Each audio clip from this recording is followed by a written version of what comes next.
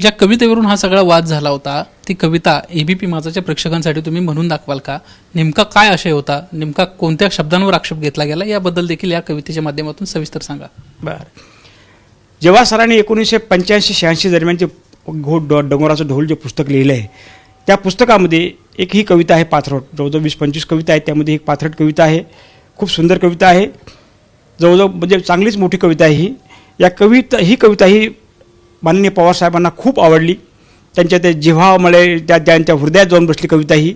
आणि ही कविता तुम्हाला मी शब्दामध्ये वाचून दाखवतो. कवितेचं नाव आहे मित्र पाथरवट. आम्ही पाथरवट निर्माण करतोय चक्कीचे पाट, ज्या पाटाने पीठ आणि रोटी दिले तुम्हाला, आम्ही मात्र अन्नाच्या करण्यासाठी रोजच नुसती घरघर करतोय. दुसरं काय दुर्दैव आहे आमचं. आम्हीच निर्माण केलेल्या जात्यातून आम्हीच पिसलो जातोय. आमची छन्नी अन हातोड्याने एकदा तर कमालच केली. पाषाणातून वेरूळ अजिंठा कोरल्या गेल्या, उद्ध्वस्त झालेल्या आमच्या आयुष्यांच्या आरशातून शिल्पाचं सौंदर्य तुम्ही पाहता आणि म्हणता वा वा वा वा बहुत खूबसूरत. तुमच्या ब्रह्मा विष्णू महेशला, लक्ष्मीला आणि सरस्वतीला आम्हीच की रुपडे दिले. आणि आता तुम्हीच खरं सांगा, ब्रह्मदेव आमचा निर्माता की आम्हीच ब्रह्मदेवाचे पिता. आता हा इथे काय म्हटलेलं आहे, आम्हीच ब्रह्मदेवाचे पिता. जवाहर सरांना हेच म्हणायचं होतं की ज्या ब्रह्मा विष्णू महेशला आम्ही घडवलं, आम्ही त्या छिन्नींनी त्याला फोडून फोडून त्याला त्याची मूर्ती दिली, आम्ही मूर्ती घडवली, आम्ही त्याला निर्माण केलंय. तुमचा तो निर्माता तुम्ही म्हणता, ब्रह्मदेव आमचा निर्माता म्हणता, पण आम्हीच ब्रह्मदेवाचे पिता. बस एवढंच त्यांना सरांना म्हणायचं होतं. आणि माननीय पवारसाहेबांनी भाषणामध्ये पिता आणि बाप हे 2 शब्द त्यांनी वेगळे वापरले, बस एवढंच फक्त, दुसरं काही नाही. आणि त्याच बापावरून एवढं गदावर उठतं याचं मला आश्चर्य वाटतंय. हे चुकीचं आहे, हे विपर्यास होते त्या शब्दाचा. असो, अरे आमच्या छिन्नियन हातोडीसाठी कास माल सारख्या आधुनिक योद्धा आमच्या जवळ इंद्राचं सोंग घेऊन आलंय. त्याला आम्ही निराश केलं नाही. उदार अंतकरणाप्रमाणे कवच कुंडले दिले त्यांना, त्यांच्या झोळीत आम्हीच टाकली आणि त्याच जोरावर क्रांती करायला निघालोय. जगातल्या कामगारांनो एक व्हा, जगातल्या कामगारांनो एक व्हा. आता आम्हीही संघटित होत आहोत. जेव्हा आम्ही उघडू आमचा तिसरा डोळा, तेव्हा तुम्ही बघालच केविलवाल्या नजरेने तुमच्यातल्या अघोरी भस्मासुरांचा शेवट झाल्याचे. आमच्या श्रमातून, आमच्या घामातून ठिणगी पडते. त्या पडलेल्या ठिणगीतून तुमचे सारे दैवत पुराण जाळून खाक करणार आहोत. आता चक्र उलट फिरेल. विकृत माता तुमचा आणि सोटा आमचा. अजूनही आमच्या बाजूत, आमच्या हातात, आमच्या मनगाटात, छिन्नी आणि हातोड्यात ताकद आहे तुमच्यातला माणूस घडवण्याची. त्यावेळी वेरूळ अजिंठ्यातील सारी भग्न शिल्पे गरजतील. We are equal, we want justice, we want justice. धन्यवाद. फक्त ती कविता खूप विद्रोही कविता आहे, क्रांतिकारी कविता आहे. त्या कवितेमधून या बहुजन समाजाला कसं तुम्ही वर घेऊन त्या काळी 50 वर्षापूर्वी त्या काळी त्यांनी व्यक्त केलेली ती व्यथा आहे. आणि ती व्यथा शरद पवार साहेबांनी लोकांसमोर मांडली. याच्यामध्ये या मांडल्यानंतर बाकीचे इतर जे पक्षाचे लोक आहेत त्यांनी विनाकारण त्याचा उहापोह करण्याची गरज नाही आहे. राष्ट्रवादीचे अध्यक्ष शरद पवार यांना काही दिवसांपूर्वीच पाथरवट नावाची एक कविता वाचली आणि त्यानंतर राज्यातलं राजकारण मोठ्या प्रमाणात तापल्याचं पाहायला मिळालं. प्राध्यापक जवाहर राठोड यांची ही कविता, या कवितेमध्ये नेमकं त्या कवीचं काय म्हणणं आहे हेच आज आपण जाणून घेण्याचा प्रयत्न करणार आहोत. या बाबतीत बोलण्यासाठी राठोड यांचे नातेवाईक सध्या आपल्यासोबत आहेत. आपण त्यांच्याशी बातचीत करणार आहोत. सर, काय सांगाल तुम्ही, काय नेमकं सरांचं म्हणणं होतं, काय त्या कवितेचा अर्थ निघतो आणि सध्या जे राजकीय वातावरण निर्माण झाले या बाबतीत तुमची प्रतिक्रिया काय? प्राध्यापक जवाहर राठोड यांच्या कविता संग्रहाचं नाव आहे डोंगराचं ढोल. डोंगराचं ढोल हे कविता संग्रह त्यांनी जेव्हा त्यांनी लिहिलं, त्यांनी प्रकाशित केलं, त्यावेळी त्यांनी मला सांगितलं की डोंगराचं ढोल म्हणजे काय. डोंगराचं ढोल म्हणजे आपण जेव्हा आपल्याकडे शेती वगैरे भरपूर, आपल्याकडे गुरंढोरं भरपूर आहेत आणि त्या गुराढोरांना आपण जेव्हा तिकडे शेतामध्ये रानामध्ये नेतो आणि संध्याकाळी परत आणतो, त्यावेळेस ढोल वाजवत त्यांना आपल्या घराकडे नेऊन आणतो. आणि ते आपल्या या ढोलमधूनच आपण या समाजाला, बाकी जे उच्चवर्णीय समाज आहे या समाजाला आपण जागृत करू या ढोलमधून, किंवा आता तरी आम्हाला न्याय द्या, आता तरी आमच्यावर होणारे अत्याचार आहे त्याच्याबद्दल आम्हाला न्याय द्या, आम्हाला संघर्ष करायला वेळ येऊ देऊ नका. अशी आमची या पुस्तकाच्याद्वारे त्यांनी व्यक्त केलेली एक त्यांची कविता संग्रह आहे पाथरवट. ही पाथरवट कविता अशी त्यांच्या पुस्तकामध्ये जवळजवळ 20 कविता आहेत. त्या 20 कवितेपैकी पाथरवट कविता ही खूप चांगली कविता आहे. त्या ही विद्रोही कविता आहे, क्रांतिकारी कविता आहे. ही कविता माननीय पवार साहेबांना त्या काळी खूप आवडली होती. त्यांना समर्पित ते कविता संग्रह त्यांनी त्याला शरद पवार साहेबांना समर्पित केलेला आहे जवाहर सरांनी. आणि जवाहर सर हे शरद पवारांचे चांगले कार्यकर्ते, चांगले म्हणजे विद्वान असे, म्हणजे चांगले साहित्यिक असे कार्यकर्ते होते. त्यांना समर्पित केलं आणि ते कविता त्यांना जेव्हा वाचून दाखवली तेव्हा शरद पवार खूप प्रभावित झाले. त्यांना एवढी कविता ही आवडली की त्यांनी विधानसभेमध्ये सुद्धा ते कवितेचं पाठन करून दाखवलं की बुवा असे हे यांचे म्हणजे जे समाज आहे यांचा, हा बहुजन समाज, आमचा हा बंजारा समाज, आमचा बहुजन समाज, बाकी सर्व समाज आहेत, त्यांचे कशा व्यथा आहेत त्या त्यांनी जे पुस्तक त्या कविते संग्रहातून त्यांनी व्यक्त केलेल्या आहेत. ते पवारसाहेबांना खूप आवडलं आणि त्या कविता संग्रहामध्ये त्यांनी जे कविता लिहिली आहे पाथरवट, ही खूप सुंदर कविता आहे. त्यांनी त्याच्यामध्ये लिहिलेलं आहे की ब्रह्मा, विष्णू, महेश, लक्ष्मीला आणि सरस्वतीला आम्हीच रूपडं दिलं. तुमचे ते निर्माते आहेत पण आम्ही त्यांचे बाप आहोत, असं त्या कवितेमध्ये लिहिलेलं आहे. आणि साहेबांनी तेच त्यांनी नेमकं त्यांना म्हटलेलं आहे. म्हणजे जवाहर सरांनी जे कविता म्हटलेली आहे, कविता लिहिलेली आहे, ती फक्त वाचून दाखवली लोकांसमोर. त्याच्याबरोबर पवारसाहेबांचं वेगळं असं मत काही नव्हतं किंवा वेगळी त्यांची इच्छा असे काही नव्हती. जातीयवाद वगैरे परिस्थितीचा काही संबंध नाही आहे. फक्त ती कविता खूप विद्रोही कविता आहे, क्रांतिकारी कविता आहे. त्या कवितेमधून या बहुजन समाजाला कसं तुम्ही वर घेऊन त्या काळी 50 वर्षापूर्वी त्या काळी त्यांनी व्यक्त केलेली ती व्यथा आहे. आणि ती व्यथा शरद पवार साहेबांनी लोकांसमोर मांडली. याच्यामध्ये या मांडल्यानंतर बाकीचे इतर जे पक्षाचे लोक आहेत त्यांनी विनाकारण त्याचा उहापोह करण्याची गरज नाही आहे. एक सामान्य कविता, छोटी खूप चांगली कविता आहे, ती तो लोकांसमोर असं तुम्ही वागा. आता त्यांच्यावर जे अत्याचार झालेले आहेत त्याचा आता तरी अत्याचार होऊ देऊ नका. या समाजावर, बहुजन समाजावर अत्याचार होऊ देऊ नका. भटके विमुक्त समाजावर अत्याचार होऊ देऊ नका. आता त्यांना न्याय द्या. म्हणून त्यांचे कार्यकर्ते आहेत, त्यांचे जे कार्यकर्ते त्या कार्यकर्त्यांना त्यांना समजून सांगण्यासाठी त्यांनी पवारसाहेबांनी ही कविता वाचून दाखवली की बघा असं यांचं म्हणणं आहे, तुम्ही त्याचे प्रॉब्लेम जे आहेत त्याच्या अडचणी तुम्ही सॉल्व्ह करा आणि त्यांना न्याय द्या. त्यांना वेळोवेळी त्यांना सत्तेत आणा, त्यांना सत्तेमध्ये भागीदार करा, त्यांना प्रत्येक गोष्टीमध्ये त्याला न्याय द्या, असं त्यांचा ते मतिमतीचा होता. पण बाकीच्या समाजात, बाकीच्या पक्षाच्या लोकांनी त्याचं ते विनाकारण उहापोह करून त्याचं अवडंबर वाजवलं आणि त्या जातीयवाद म्हणून शरद पवार ठपका ठेवला. हे चुकीचं आहे, हे मला मान्य नाही आहे. हे माझं म्हणणं आहे याविषयी. तुम्ही काय सांगाल? लहानपणापासून तुम्ही त्यांच्याकडेच वाढलात, सरांकडं. तुमचं नाव सांगा आणि त्यानंतर ह्या संपूर्ण सध्याच्या या गदारोळांबद्दल तुमचं काय म्हणणं आहे तेही सांगा. मी अनिता चव्हाण, दादाची बहीण आहे मी. मी बहीण आहे त्यांची. मी लहानपणापासून त्यांच्याचकडे असायची आणि त्यांना मी फार जवळून बघितलेलं आहे. मी असं शब्दामध्ये त्यांचं वर्णन करू शकत नाही या गोष्टींचं. हे सगळं ते रात्रीच्या वेळेस लिहायचे. म्हणजे हे पाथरवट, त्यांचं ते डोंगराच्या ढोलमधील जेवढ्या कविता आहेत त्या मी सगळ्या ऐकलेल्या आहेत त्यांच्या. तेव्हा मला एवढी समज नव्हती. पण आता हे ते गेल्यानंतर पवारसाहेबांनी त्यांना अक्षरशः एका शब्दातनं असं जिवंत करून टाकलेलं आहे. याच्यातच मी धन्यता मानते. बाकीचं राजकारण वगैरे मला काही कळत नाही, याच्यातलं काहीच नाही मला. मी एवढंच, माझे दादा अजमर झालेत या गोष्टीमुळे, मी एवढंच बोलू शकते. सरांबद्दलच्या तुमच्या काय आठवणी? साधारणपणे जवळपास आता 24 वर्ष झालं सरांना जाऊन. त्यानंतर आता ह्या सर्व कवितेच्या निमित्तानं चर्चा व्हायला सुरुवात झालेली आहे. सध्याच्या परिस्थितीमध्ये या सगळ्या समाजाची काय परिस्थिती आहे आणि सरांबद्दल आणखी काय सांगाल तुम्ही? सरांबद्दल मी काय कोणत्या शब्दात सांगू? मला म्हणजे मी खूप असं, लोक बोलतात ना की देवाला जसं हे करतात, मी प्रत्येक दिवस देवासारखंच त्यांना पूजते. मला त्यांची खूप आठवण येते. मी शब्दात सांगू शकत नाही दादाबद्दल काहीच. असं माझ्या भावना आवरत नसतात ह्या गोष्टीमुळे. मला खूप आठवणी आहेत त्यांच्या, पण मी शब्दात मांडू शकत नाही त्यांच्या. साधारणपणे सर कुठं शिकवायला होते? त्यावेळेस सरांचा जन्म झालेला आहे कवाना पांगरी म्हणून, पांगरी या गावी झालेला आहे. 10 जून 1950ला झालेला आहे.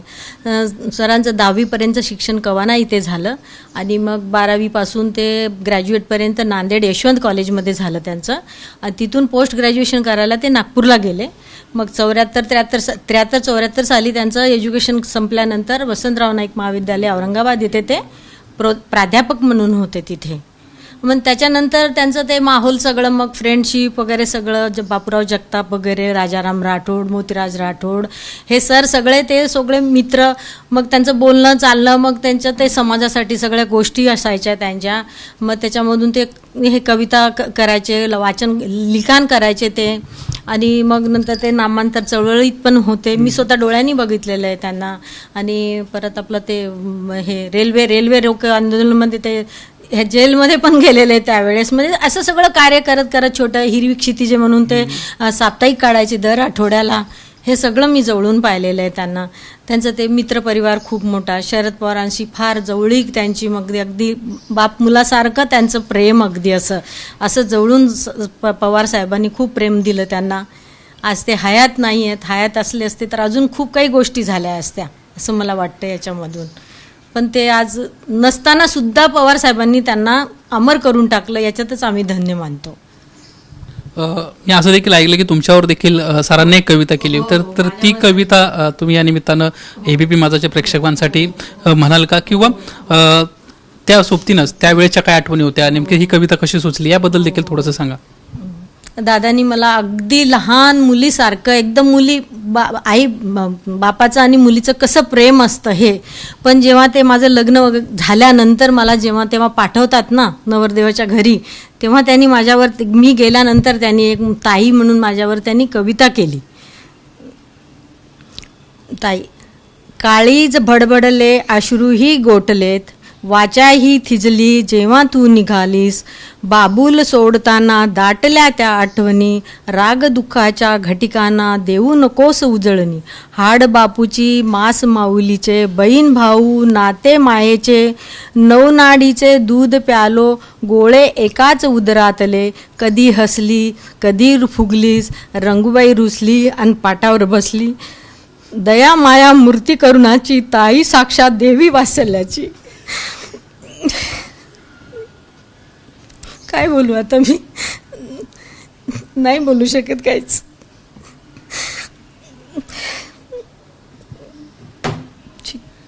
सर गेल्यानंतर आता कुटुंबामध्ये कोण कोण आहे, कशा पद्धतीनं आता ह्या परिस्थिती कुटुंबाची एकंदरीत सगळंच सांगा. सरांची 4 मुलगे आणि 1 मुलगी आहे. 4ही मुलं वेल सेटल आहे. मोठा मुलगा मधुर राठोड हा टाइम्स ऑफ इंडियामध्ये आहे. दुसरा मितवा राठोड हा इंजिनियर आहे. तिसरा मोहित राठोड हा पण इंजिनियर आहे. आणि चौथा मोहिनीश राठोड हा पण इंजिनियर आहे. आणि मोनालिसा मुलगी आहे त्यांची, जी वसईला असते. तिचे हस्बंड इंजिनियर आहे. ती स्वतः वकील आहे मुलगी. असं त्यांचा परिवार आहे. ज्यावेळेस या सगळ्या गोष्टी घडल्या, शरद पवारांनी ती कविता वाचली आणि त्यानंतर एक महाराष्ट्रामध्ये मेसेज ज्या पद्धतीने देण्यात आला, याबद्दल तुमचं काय मत आहे? वैयक्तिक तुम्हाला कुणाचे फोन आले का, किंवा लोकांची एकंदरीत प्रतिक्रिया काय होती? हो सर, मला फोन येत होते दादांच्या कविताबद्दल. ते विचारत होते सगळ्या गोष्टी असं. आणि हे वातावरण राजकारणातलं, मी बोलत आहे ना की मी राजकारणामधलं, मला ते असं काही, म्हणजे मी काय बोलू त्याच्याबद्दल. लोक काही पण विचार करतात या गोष्टीबद्दल. ते चांगलं त्यांचा काय हेतू होता हे घेत नाही आहेत ना लक्षामध्ये. त्यांचं म्हणणं काय होतं ते उलटच काहीतरी बोलत बसले त्या बाबतीत असं. सर तुम्ही काय सांगाल? तुम्ही सरांचा पण आणि शरद पवारांसोबत देखील तुम्ही राहिलेलात असं देखील तुम्ही माहिती दिली, तर ते नेमका अनुभव कसा होता? नेमके शरद पवारांचे त्यांचे संबंध कसे होते याबद्दल देखील सांगा. माझं लग्न 1984 झालं. त्यानंतर प्रत्येक वेळी जवाहर सर जेव्हा इथे यायचे पवार साहेबांना भेटण्यासाठी, म्हणजे जवाहर सरांचा जो वाढदिवस होता 12 डिसेंबर, मग पवारसाहेब कुठेही असो महाराष्ट्रात, त्या ठिकाणी ते हमखास जायचे. ते आणि त्यांची मित्र कंपनी हमखास तिकडे कुठेही काम असो, लेक्चर असो, काही असो, सोडून सर्व निघून जायचे साहेबांचं म्हणजे जन्म वाढदिवस वाढवण्यासाठी. त्यामुळे ते प्रत्येक वेळेस जेव्हा ते मुख्यमंत्री झाले, विरोधी पक्षनेता होते, त्यावेळेस जेव्हा ते माझ्याकडे यायचे, प्रत्येक वेळेस माझ्याकडे यायचे. माझ्याकडे मंत्रालयात आले म्हणजे माझ्याकडे यायचेच. तेव्हा आम्ही गप्पा गोष्टी करायचो, आम्ही सोबत जायचो. शरद पवारांचं आणि सरांचं खूप जवळचं जसं मुलांचं वडिलाचं असं नातं असं होतं. म्हणजे त्यांनी पवारसाहेबांनी, म्हणजे सरांनी, जवाहर सरांनी कुठलंही काम सांगावं आणि शरद पवारांनी करू नये असातला भाग नव्हता. आश्चर्याची गोष्ट म्हणजे एकदा मला आठवते बघा, जेव्हा पवारसाहेब मुख्यमंत्री झाल्यानंतर मग हे असंच माझ्याकडे आले, गप्पा गोष्टी केली आम्ही. सर म्हटलं पवारसाहेब आता मुख्यमंत्री झालेले आहेत, तुम्ही एवढं त्यांच्यासोबत काम करतायत, काहीतरी त्यांच्याकडून तुम्हाला पाहिजेत. तुम्हाला कार्य करायचं, समाजकार्य करायचं आहे, सर्व सामाजिक कार्य करायचं आहे, हे सर्व कार्य करायचं आहे. त्यासाठी फिरावं लागते, जावं लागतं, यावं लागते, पैसा खर्च होतो. तुम्ही कुठून सर्व करणार? हे आपली कंडिशन अशी आहे, आज आपल्याकडे आज छोटा आहे, उद्या नाही आहे, मग तुम्ही कसं फिरणार, कसं काय करणार? नाही म्हणे ते साहेब बघतील. असं नाही म्हटलं, साहेब बघतील नाही. कुठल्याही मुलाला म्हटलं आई मुलगा रडल्याशी दूध पाजत नाही, अशातला प्रकार आहे म्हटलं. लक्षात ठेवा, त्यांच्याकडे तुमच्यासारखे हजारो लोक आहेत, त्याच्याकडे जाणारे आणि करणारे मागणारे, मग काय करू म्हणे. मग म्हणलं तुम्ही काहीतरी मागा त्यांना. मी कसं मागू म्हणलं, नाही मागा. आम्ही बसल्या मग आम्ही 3 पेजेस लिहिले, 3 महामंडळ मी त्यांना सुचवलं. त्यांना बायोडाटा मी तयार करून दिलं माझ्या घरामध्ये बसून आम्ही. म्हणजे एक पहिले लिहिलेलं साहित्य संस्कृती महामंडळ, सेकंड राज्य निवड मंडळ त्यावेळेस होतं, आणि तिसरं एस टी महामंडळ. आणि हे तिन्ही पुस्तक हे लेटर घेऊन साहेब जेव्हा सरांकडे गेले, साहेबांनी काय करावं, तिन्हीवर सही करावं, त्वरित आदेश द्यावेत. तिन्ही याच्यावर, तिन्ही पोस्टिंगवर, 3 डायरेक्टरशिपवर तिन्ही पद त्यांना मिळाले. अरे तिन्ही पद मिळाले. मग बाकीचे लोक थोडंसं हे असतात ना, थोडंसं हे करणारे, अरे मला तो बंजाराचा मुलगा त्याला तिन्ही पद दिलं साहेबांनी. कसं काय बाकीचे जे असतात त्यांचे जवळचे कंपू वगैरे ते लागले बोलायला, असं तसं हे ते असं तसं. मग हे बोलले तुम्ही त्यांना म्हणे जेव्हा सरांना त्यांचं असं कुठं म्हटलं साहित्य आहे त्यांच्याकडे तुम्ही साहित्य मंडळ दिलं. मग सर बोलले, आपले जेव्हा साहेब बोलले की त्यांची 1 कविता आणि तुमच्या 20 कविता एक बरोबर आहेत, लक्षात ठेवा. तुम्ही त्याचं काय बोलता म्हणे, त्याच्या कवितेचे सामर्थ्य आहे, ताकद आहे, ती तुमच्या कुठल्याही कविते साहित्यात नाही म्हणे. मी त्या व्यक्तीला मी कमी करू शकत नाही त्याच्यावर पोस्ट करून. नंतर त्यांनी मग राज्य निवड मंडळ तेव्हा बंद झालं, ते कमी झालं राज्य. आणि मग एस टी महामंडळ त्यांनी बरेच वर्ष काम केले. त्या एस टी महामंडळ काम करताना त्यांनी कितीतरी आमच्या बंजारा समाजाची आणि इतर समाजाच्या लोकांना नियुक्त्या दिल्या. म्हणजे त्या कोकण साईडला सर्व ते होते त्यावेळेस, ते कोकण पूर्ण हा पश्चिम महाराष्ट्र कोकण त्यांच्याकडे होता भाग. तो प्रत्येक मुलाला लावला त्यांनी एस टीमध्ये, कंडक्टर ड्रायव्हर हे सर्व बिलकुल. आणि सामाजिक कार्य करता त्यांनी असे खूप चांगले काम केले. पवाराबद्दल तर पवारसाहेबांबद्दल तर म्हणजे बघायला हेच नको. त्यांच्याबद्दल कोणी काय बोललं की त्यांना सहन न व्हायचं, इतकं त्यांचं प्रेम होतं की साहेब आहे तर मला फिकीर नाही काय कुठल्या गोष्टीची, मला काही नको, ते देव न देव मला चालेल सर्व, पण मी साहेबांचं हे आहे बस, भक्त आहे एक प्रकारचा. जसं आता म्हणतात ना, काय बोलत नाही मी, पण ते भक्त म्हणतात तसं त्यांचं भक्त होते ते. याबद्दल साहेब म्हणजे नंतर गेल्यानंतर जेव्हा सर गेले, एक्सपायर झाले, हो ती न्यूज पण त्यांना लवकर नाही दिली लोकांनी. ती न्यूज पण त्यांना का की येतील लवकर आणि त्याच्या इथे राहतील, उपस्थित राहतील म्हणून त्यांना न्यूज नाही दिली त्यांना लवकर. त्यांना लगेच कळलंच नाही. त्यांना कधीतरी नंतर कळलं ते. असे लोक बघा आपल्या याच्यामध्ये असतात की त्यांना म्हणजे बघा, मला हे म्हणायचं आहे की बहुजन समाजाला आणि इतर मागासवर्गीय समाजाला कसे दाबून ठेवायचं, बाकीच्या लोकांच्या मनामध्ये कशी विकृती आहे, आजही आहे, त्यावेळेस पण होती. पण शरद पवार साहेबांनी त्यांना आज जिवंत केले अक्षरशः. आज त्यांना पूर्ण महाराष्ट्रामध्ये त्याचं नाव गाजते. बस एवढंच खूप झालं आम्हाला. जर काही नको, आमच्या पूर्ण कुटुंबायांना आम्हाला खूप आनंद येतोय. तुम्ही आता बघितलंच कसे ते अश्रू ढाळतायत ते. एवढंच बोलतो. आता सरांचा कुठला म्हणजे जे साहित्य आहे, एक त्यांची कविता संग्रह होता, त्यानंतर आणखीन कुठलं पुस्तक आहे का त्यांचं, किंवा नेमकं आता त्यांची काय परिस्थिती आहे याबद्दल देखील सांगा. आणि आता पुन्हा एकदा ज्या पद्धतीनं आता ह्या कॉपी देखील उपलब्ध नाही सरांच्या काव्य संग्रहाचे, तर या बाबतीत तुमचा काय पुढाकार घेणार आहात का तुम्ही पुन्हा काय प्रकाशन करण्याचा? येस. तर त्या काळी ज्यावेळेस माझं लग्न झालं, तुम्ही बोलून 84ला, ते माझ्याकडे यावेळी बोलायचे, त्यावेळेस त्यांनी एक हस्तलिखित लिहिलं होतं. त्याचं काम चालू होतं त्याच्यावर हस्तलिखितावर. म्हणजे कोल्हापूरला जे बिंदू चौक आहे, त्या बिंदू चौक ते सिंधूपर्यंत ती कविता पण या पुस्तकामध्ये आहे एक छोटीशी. तर त्या याच्यावर त्या संदर्भात म्हणजे पवारसाहेब तिथपासून ते सुरुवात करून ते पूर्ण महाराष्ट्राभर त्यांनी कसं पूर्ण हे प्रवास केला आणि लोकांपर्यंत तळगाळापर्यंत कसे गेले या संदर्भात त्यांच्या हस्तलिखित त्यांनी पुस्तक लिहिली छानपैकी. त्यांचा एवढा मोठा ग्रंथ झाला त्यामध्ये दाखवलं. पण नंतर काय झालं, जेव्हा त्यांची तब्येत खराब होत गेली त्यावेळेस प्राध्यापक त्यांचे सहकारी जवाहर आपले हे बापूराव जगताप पण होते, चांगले गोष्ट होते ते, खूप चांगले होते, खूप माणूस चांगला होता. त्याला दिलं. बापूराव म्हणे हे घ्या आणि आपल्याला प्रकाशित करायचं आहे. दिलं त्यांना. नंतर हे लवकर गेले. नंतर बापूराव जगताप पण गेले. आता नेमकं ते पुस्तक त्यांच्या घरात कुठे आहे काय आहे मला माहीत नाही. आणि सेकंडली आता हे झालं कुठे माहीत नाही, आम्ही शोधून आम्ही बघू काय आमचे प्राध्यापक जेव्हा फुलसिंग राठोड सर आहेत त्यांना मी सांगितलेलं आहे की बाबा ते बघा कुठे आहे ते, त्यांचं पुस्तक मिळालं तर फार चांगलं होईल. आधी मध्यंतरी आता आमचे हरिभाऊ राठोड आहे, माझे क्लासमेट आहेत, ते पण मला बोलले की विजू आपण ते पुस्तक काय करायचं, कसं काय करायचं. आमचे मित्र आहे, आमचे आहेत पुसदला फुलसिंग, आपले पंजाब चव्हाण म्हणून आहेत, त्यांनी प्रथम त्यावर हे आमच्या व्हॉट्सअपवर ग्रुपवर बरंचसं लिहिलं. आणि 6 मेला जे अरुण खोरे आहे सर आहेत, अरुण खोरे सर, आणि ते एक आमदार काय जयवर्धन काय नाव आहे त्यांचं आठवत नाही मला, त्यांनी तेव्हा तिथं मुलाखत दिली होती. शरद साहेबांसोबत भेट झाली होती. साहेबांनी एवढा गठ्ठा मागवला. त्या गठ्ठ्यातून शरद पवार साहेबांनी ते पुस्तक काढलं. कोणाचं? जवाहर सरांचं, डोंगराचं ढोल. म्हणजे बघा ते पुस्तक नेमकं तेच पुस्तक काढलं आणि ते पुस्तक पासवर्ड कविता काढून त्या सर्व लोकांना वाचून दाखवली. वाचून दाखवल्यावर हे 2-3 लोक एवढं अवाक झाले की बघू अरे बापरे एवढी म्हणजे सुंदर आणि इतकी आक्रमक कविता आहे आणि साहेबांना पूर्ण मुखोद्गत आहे ही कविता. साहेबांना मी फोन केला, अरुण खोरे साहेबांना, की ते खुश झाले मला. म्हणजे सर तुम्ही आम्हाला भेटायचं मला हरकत नाही. तर त्यांचा हे आता माझं म्हणणं आहे की आता हे आमचे बुक आहे तुमच्या याच्यावर बुक खूप जीर्ण झालेलं आहे. छोटा आहे बुक, जास्त मोठं नाही, 20, 25, 30, 35 पेजेसचं आहे.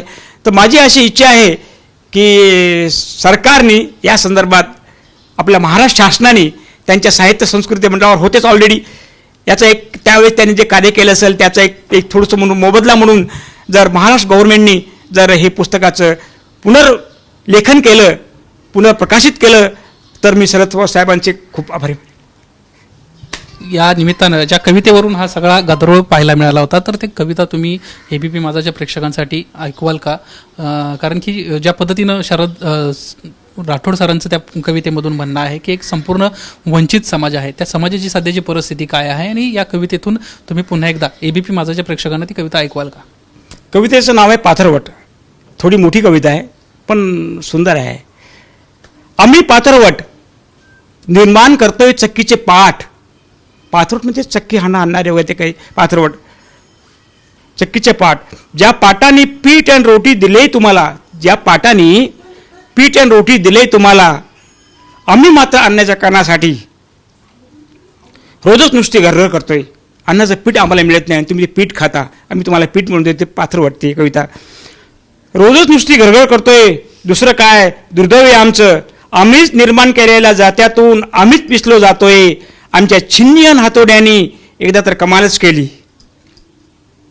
पाषाणातून केवळ अजिंठा कोरल्या गेल्या, वेरूळ अजिंठा कोरल्या गेल्या, उज्ज्वल झालेल्या आमच्या आयुष्याच्या आरशातून शिल्पाचं सौंदर्य तुम्ही पाहता आणि म्हणता वा वा, बहुत खूबसूरत.